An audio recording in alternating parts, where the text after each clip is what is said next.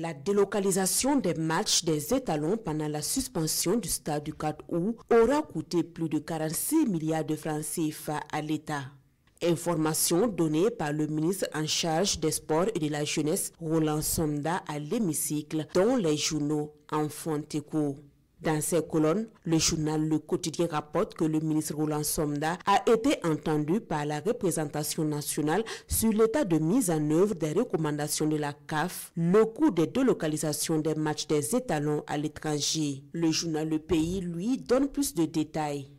Le coût moyen par match, selon le quotidien des 1200 logements, est estimé à 500 millions de francs CFA, couvrant l'ensemble des dépenses liées à la logistique, au transport, à l'hébergement, à la restauration, aux primes, à la location des stades, à la sécurité et à la communication. S'il doit y avoir de préciser que le coût annuel moyen s'élève à 7 milliards de francs CFA, soit un montant cumulé de 42 milliards de francs CFA pour la période considérée.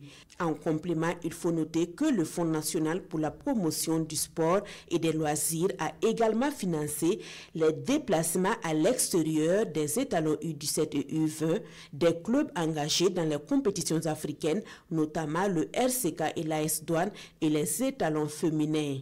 Autre actualité, la COP30 fait l'objet d'analyses par Sidoya.